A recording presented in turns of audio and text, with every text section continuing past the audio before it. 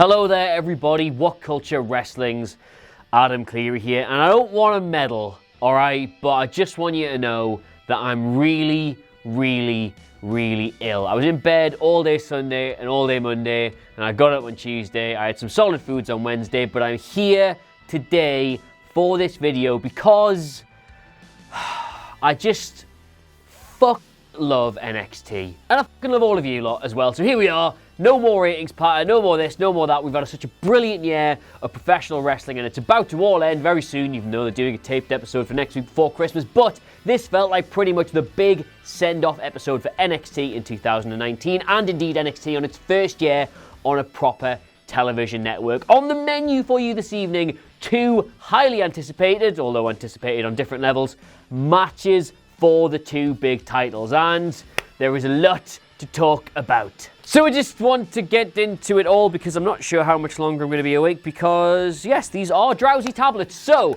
without further ado, my name is, of course, Adam Clery. Hashtag on Thursdays, we wear yellow, and these are all the ups and downs for this week's episode of NXT.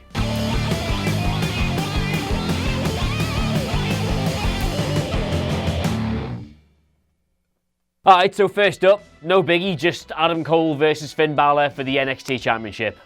Normal. Now, I am a big believer that there are two ways you can produce a great match. Either you take a great story and you build a wrestling match around that, and the wrestling itself doesn't have to be great so long as it's telling that story, or you don't have any story at all and you just do a brilliant spectacle of professional wrestling. And this match was definitely the latter. The lack of build to this, the lack of an actual story, kinda hurt it, but it was still great. Like, I know, like, Balor's kicked Cole on the head and they've had the whole, hey, you're gonna be our friend. No, I ain't going to be your friend sort of moments, but there is no tale to tell here with this. It is just a man who wants the NXT Championship and a man who has the NXT Championship. There's no rivalry, there's no feud, there's no reason for these two to hate each other. They just want the shiny thing. And good God, did Finn Balor want the shiny thing. These two pushed each other to their absolute limit in this match. There was counters here, there was counters there, there was counters every bloody where. They reversed each other's finishes, they kicked out of each other's finishes. It was just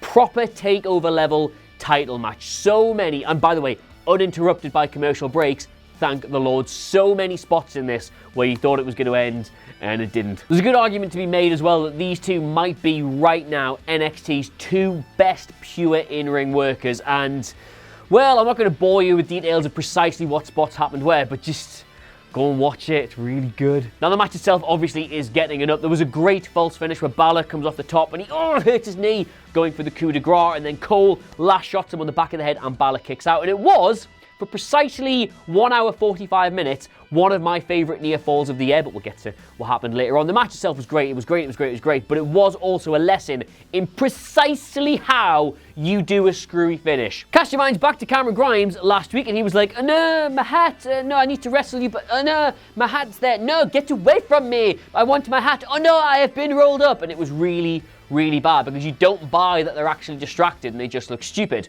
What they did here was Johnny Gargano appeared and everybody from the crowd to the commentators to Finn Balor himself were like, wait, why is he here? And in the genuine distraction, in the genuine moment of confusion that was shared by the wrestler and the crowd, Cole got the win. That is how you do a screwy finish. And they needed to do this kind of finish. Like, I know I'm going on and on about this match. We'll move on in a second. Balor needed to be in this match and he needed to lose it, but he also needed to be protected coming out of it. And you fully buy that he could have beaten Adam Cole. He was right about to beat Adam Cole until a genuine distraction cost him that match. So they've got room to revisit this, and I hope they do. I really hope they do. Anyway, the rest of the show. Wait, no, hang on, just quickly before we move on, obviously Johnny Gargano's return gets an up. He's been weirdly absent from NXT on television, and he is Mr. NXT for life, so having him back is just, of course, brilliant, and he's got this new mean streak, and it's a very interesting character development, and we're going to get him versus Balor at Pittsburgh probably, so yes, it's all joyous, it's all wonderful, I'm hysterical. Killian Dane versus Damian Priest now, and I'm going to be really quick about this. Right, I didn't like this match. They don't have the chemistry for me, and I keep saying, oh, Killian Dane versus ex-opponent. They just don't have the chemistry. It sounds like I am curling a big fat one out on him. I really like Killian Dane. It's just, nothing feels like it's quite working. And Damian Priest in this match is just, it's the hardest thing to do in wrestling, is to play the sympathetic babyface when you are a big lad. And Damian Priest is indeed a big lad, even though Killian Dane is also a big lad. But it just, I just didn't know. It was weird. It was all over the shop and just no. So I'm giving the match a down, yes, but I'm going to give you some reasons why I am still going to be quite positive about this, right? Okay, this feels like it's the end of that feud. That is good. Damian Priest is almost certainly going to get a massive push next year. That is good. Killian Dane is almost certainly going to go to NXT UK, and that is good for NXT UK. Oh, just one more quick thing. Balor kicked the barricade onto like 4 people, and then later in the match he went back to the barricade, and one guy's just chilling out, watching the match from under the barricade. All right. And next up, it's the shortlist for the NXT End of Year Awards, and would you look at that? It's the shortlist for the Tag Team of the Year Award, and wait a minute. I don't know there. It just feels like they've maybe forgotten somebody there. No? It'll come to me. Sorry, just while we're on the subject of tag teams, you're doing another Dusty Rhodes Tag Team Classic. Lads, you don't have a tag team division. How? Like, I'm not being funny about this. Last year, there was no real reason to do it, and it really felt like this weird, just sort of, haha, Cody, you can start all the promotions you like. We still got your dad's name. And it was really icky and spiteful, and nothing good happened in it. And this is just, no. Even if you're going to do a Worlds Collide thing, and you have half of them from NXT UK and half of them from NXT, there's not enough of a tag team division to justify doing this. It's bad. Like, imagine what I would say if AEW started doing a women's tournament when their women's division is in such a state. Like, no, down. Alright, so some wrestling matches, which is apparently what we're all here for, and Cameron Grimes took on Kushida in a continuation of the he stole my hat story. And I'm going to lay out a few things, right? I hate this as a pairing. I hate that this is how they're bringing Kushida back. I hate that they're throwing Cameron Grimes this far up the card this early. I hated last week's distraction finish with the hat. I hate the whole hat storyline full stop. And yet, I really like this match. Like, genuinely, this should not work at all. Michael Sidgwick has pointed out this morning that if they did this on the main roster, we would all be sitting around going, well, they've ruined Kushida then. But yeah, it just kind of worked here. Like, the whole hat thing is stupid. It's so bad. But it seemed to genuinely fire up Cameron Grimes, and thus his comebacks and his dominance in parts over Kushida felt believable, because I believed that he was really bothered about the hat, which I hate that that's a justification I have to give for professional wrestling, and yet it kind of worked. Like, he caught him out of nowhere with the cave-in and beat Kushida clean. Cameron Grimes beat Kushida clean because he was really angry that he stole his hat. Like, look, honestly, right, it's Christmas coming up, and I'm going to be sat around the Christmas dinner table with all my family, and they're going to be like, how's the job going, Adam? And I will think back to all these moments where I've had to be like, do you know what? I'm going to defend the use of the hat as a prop, as a reason why Cameron Grimes can defeat Kushida in a wrestling match, and go, it's fine. Anyway, yeah, just in case I skirted over that, Cameron Grimes did beat Kushida relatively clean with the cave-in, and they're going to keep doing this feud for a while, it seems. But the big takeaways from it, right, are that, yeah, all right, Cameron Grimes has genuinely got it. The guy can go, and Kushida will probably be finally allowed to go for real very soon. Like, there's going to be a lot more coming from these two, and this actually feels like a fairly natural feud, even if the hat thing is really stupid, and even if the hat thing is really stupid, I really like it. I'm confused. The finish is over if nothing else. It all gets an up for me, surprisingly. I liked it. Rifling through the matches we are now, pew, pew, pew, pew, etc. And Santana Garrett took on Io Shirai in what should just be a run-of-the-mill exhibition squash match for Shirai. But it was way more than that, for reasons 3. Reason number 1 is that Shirai should just bury Garrett here, but she's so good at being a wrestler, she can't deliver anything other than an entertaining back and forth, 2 people genuinely competing contest, and as a result, it was way more than a squash. It felt like a competitive match. Reason 2 is that Garrett was probably in NXT's worst match on the USA Network so far. That absolute mess she had with Taynara, and this went so far, almost completely the way, I would imagine, to getting rid of that memory. It showed that she is, in fact, actually really good with the right opponent. And reason the third, even though that's technically 6, is that Io Shirai is the best thing this division has by a country mile, except for Rhea Ripley, and it reminds you just how good she actually is. Like, bear in mind, since they turned her heel, she's been amazing, and they've not even really given her an actual storyline. Like, yes, the Candice thing at first, and then the War Games thing, but not an actual feud for her to get her teeth into. I want, more than anything in the world, for Io Shirai to get a proper feud. Even if it's with Poppy, I don't care, for her to get a feud in 2K20. Please, thank you, up. And now we have to have a slightly difficult conversation because NXT's Pete Dunne from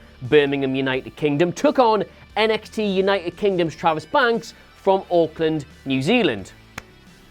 Sure. And the reason it's a difficult conversation is not because of the mental geographical gymnastics you have to pull to justify this match. It's because these two are really good, and I'm really worried about what they're doing with them, both Dunn and just the UK division in general. Like, alright, the match itself, these two are mint, there was loads of great counters, Banks countered the bitter end into one of the best DDTs I've ever seen, and it looked like he was just about to get on top, and then Dunn finally hit a third version of the bitter end and beat him 1-2-3. Now, obviously, Banks defeated Riker last week, which was good momentum for him, and Dunn's had his takeover match and lost. It was good to get him back to there. So in theory, this is all fine, and the match gets an up, but here's what I'm worried about, right? Pete Dunne has had his title shot, and he lost. Pete Dunne can't go into the North American title picture because we've done him and Roddy Strong to death, and it just didn't really work anyway. And I look at the rest of that NXT roster, and do you know what I do not see? The one thing I do not see? A good, obvious, long-term opponent for Pete Dunne. And the worry I've always had about him is that while he will deliver you a great match every single time, you can go back, you can watch every single one of these videos I've done, I've not given a single Pete Dunne match a down. I think he's just not a TV guy, because it's very difficult to get him into a storyline for some reason. They just can't find an opponent who you really want to see the story evolve with. He's just a takeover performer. And if that's the case, if that's true, what do you do with him on a TV show? I worry about the future for him, because he needs his other guy. Have you watched Glow? He needs the other one. They need to turn him heel or put him in a tag team or something. They need to do something, and they're not doing something, and I'm worried. And as for NXT UK, God, anything other than a complete whitewash at Worlds Collide is a good result for them. They do not care about that brand, and it makes me really angry. Moving on. Okay, the main event of the evening, 20 full minutes. The most dominant WWE champion of the past 2 years.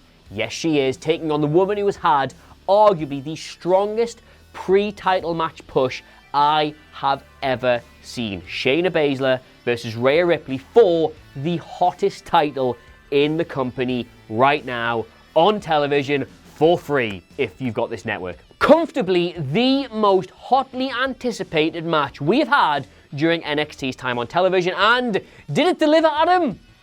Yes, it did. This match was categorically not only everything you wanted it to be, everything it needed to be. It had everything in it. It is pretty much a potted history of all of Shayna Baszler's title defenses leading up to the one defense she couldn't do. It's just brilliant. Like, where do I even start with this? It's just so perfectly constructed. It starts out, as you might think, as a power contest in which Ripley begins to dominate. Then it becomes like a technical contest of which Baszler begins to dominate. And then, just as Ripley's getting the upper hand again, we go through this story timeline of Shayna Baszler's entire title defense. Like the two dogs she hangs out with, they get involved, but it's not enough. Then she injures Rhea Ripley, but that is not enough. Then there's a ref bump, then there's a chair spot, then she gets her in the clutch. All of it, Ripley manages to overcome before finally, just when she looks at the lowest ebb, hitting her with the Avalanche Riptide to crown a new champion. 415 days this title run has been,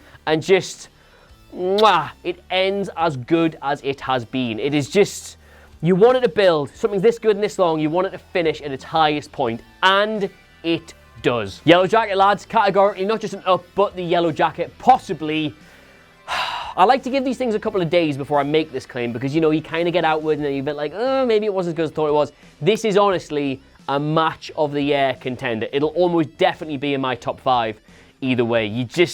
I know I always make this joke, run a bath, lots of bubbles, couple of candles, tub of Haagen-Dazs, no spoon, and watch this match. Let it have its way with you. It's just brilliant. And it needed to be. Like, you can't just have Shayna Baszler lose a regulation match after all those title defenses. They needed to show you how she has overcome so many opponents during this title reign, and how Ripley is the logical one to finally make it end. Now, I would probably move Baszler up to the main roster. Well, not move up, move sideways, provided you can bring somebody back down to replace it. Well, not down the other way. It's complicated now because this is uncharted territory. We've seen this stuff before and we always know where it leads, but now, does it? Does it lead to Raw and SmackDown? Does it lead to the Women's Royal Rumble?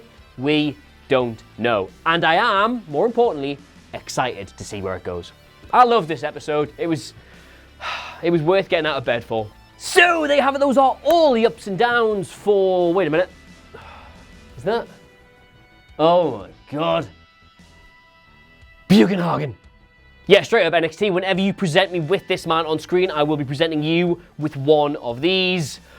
Up the Bugs, my friends. Up the Bugs 2K20. Anyway, yeah, so there you have it. Those are all the ups and downs for this week's episode of NXT. An absolutely stellar episode of television. I don't care. The ratings could come in and be one person, and so long as it was me, I would be happy with that. This is just... We are living in such a golden age. Drink it all in. But as ever, I'm far more interested to know what you guys all made of it, so let me know in the comments below. And of course, don't forget to like, share, and subscribe. I can't say this enough. Genuinely, this is my favourite series. I love doing this show. I love NXT. I love all of you. So thank you to everyone who has watched this show in 2019. He says, even though we might still be doing 2 more episodes of it this calendar year. In the meantime, though, thank you so much for watching. I have, of course, been Adam Clery. Hashtags on Thursday.